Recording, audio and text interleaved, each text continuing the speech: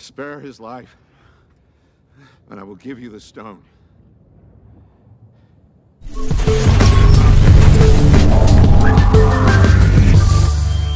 Let's talk about RDJ, okay? Okay. I found it so interesting that many of you were like, nah, dude, like, it's not going to save theaters, right? Like, even if RDJ came back. Because this would be huge, okay? Like, make no mistake about it. But I actually agree with all of you. I don't think it's really going to save theaters. I'll tell you what it's not going to do is turn back time. He doesn't actually have the time stone, you know what I mean? However, this is kind of an interesting point here. There are some people out there, and some rather intelligent people, that are forecasting that it will fall to the Marvel Cinematic Universe to more or less save status quo theater attendance. We're in the end game now. And if you think about it, and I've often said this before, and I kind of say it tongue-in-cheek, but I think there's some truth to this. Movie theaters in general have been kept alive by the Marvel Cinematic Universe for, like, arguably the past 5 years. And obviously Disney wouldn't have purchased the company if they didn't see the value in the company. Okay? Okay. One of the things Feige was just asked in one of his recent interviews was about Black Widow, okay? Did you guys catch this when he was asked about Black Widow? He technically said it could get delayed again. You'll know where to find me. What he said was, you would think after a year it would be okay to be released, but you never know. Like, that's the way I read the answer. But it really felt like the only reason you say that is if you're holding out for some theatrical. We would hope that, you know, the vac to the scene hits the scene and we're all gravy, baby. But I don't know. I don't know if you can necessarily just count on that. And I think especially after a year that they had last year, I actually think it's fairly wise to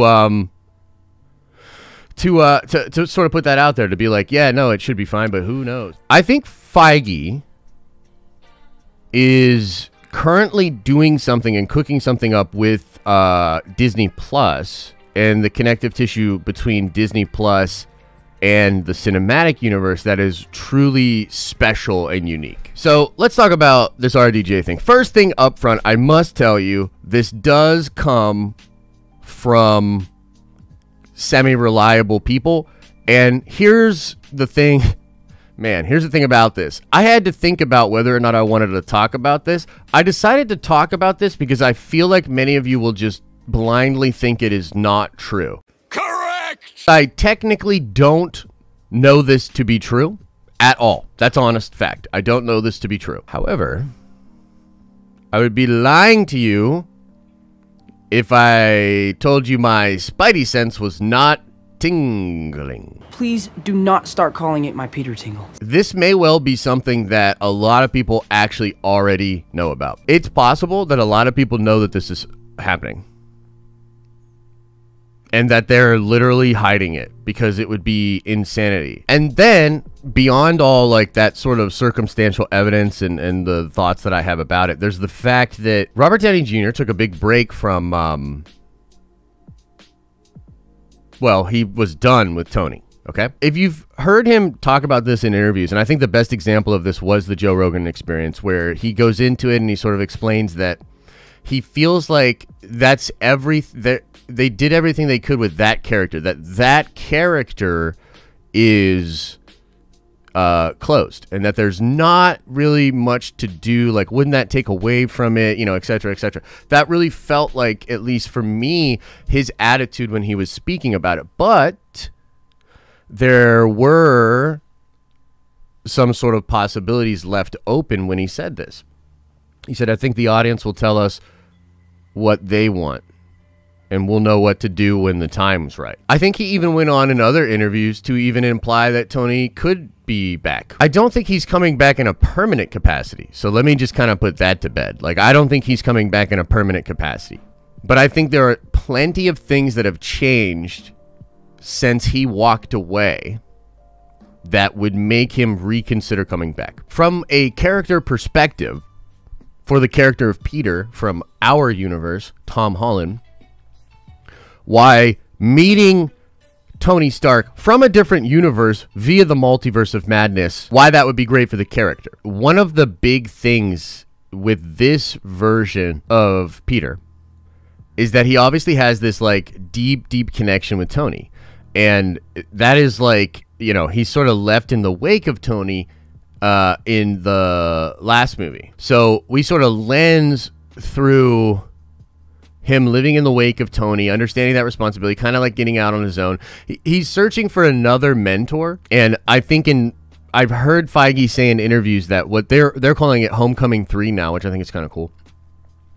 That Homecoming 3 will bring closure and make Peter his own man. And so like what this one is all about is like Peter actually stepping out on his own and becoming his own man. A scene between Tony and Peter with a little bit more closure, I think could be really useful for the character. If they really tee him up for something crazy in Spider-Man 3, that's gonna blow minds, dude. It's pretty interesting, man. I don't know for sure if there's like causality there, if we know for sure what's going on, but like I'm just telling you guys, think about it, man. All right, let's get into these super chats. Mason Graves with the $2 holla says, you need to get Theory into Marvel and the MCU right now. I actually think he is into Marvel. He's just not like super into it. You know what I mean? But that's the point, is like everybody's into Marvel. Who's not into Marvel? Dan Larkin with the $5 holla says, is there any, this is a beautiful question. Is there any specific reason you haven't been on any of the group streams with Theory, or just coincidentally busy? Missed you last night. Two things on that. Number one, I'm just going to be completely honest with you. I don't like being in a stream with like a million talking heads. And by a million, I mean like just basically more than 3 or 4. It's just not for me. One is that I really don't like to stream publicly on the weekends. On the weekend, I stream for the members, and we get into some deep stuff, and we go some crazy places. Like our Sunday stream was nuts. But I like my time, man. I like my time. CGM Show says, for the $5 holla, everyone can say they will not go to theaters, but if Infinity War and Endgame were coming this year to theaters, everyone would go to see it still. That's an interesting question. You know, I think in a way I agree with you. In a way I don't. And I think Feige actually spoke to this point in the media thing yesterday. And he kind of said that they were lucky that they were sort of done with one chapter and starting a new one when this all happened. Look, we will see either way, CGM Show. We will see. Like, if people just don't show up, then, like, look, the proof is in the pudding. People just didn't show up. John Hicks with a very generous $25 holla says, yo, homie, big week ahead. Appreciate you for getting us through this Marvel hiatus with all the solid content. Looking forward to stepping into the MCU as a Nerdvenger. Hey, baby. Welcome, man. It's good stuff. Look, this is going to be an incredible year for Marvel fans.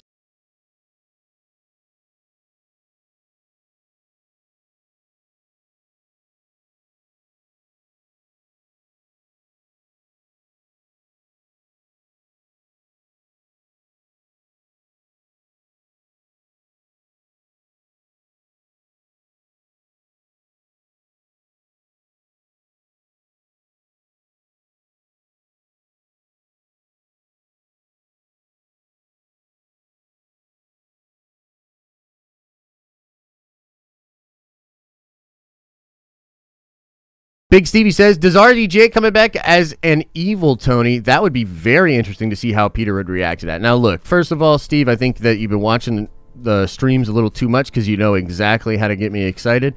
Of course, that would be dope. But, like, what if he's fighting an evil Tony? And the evil Tony is Tom Cruise. I think you need him to be heroic or take a heroic turn. So, hey, maybe they could do something like that. Who knows for sure? All right, guys. As I always say, I hope you're having an awesome and a nerdy day. And I'll see you in the next video.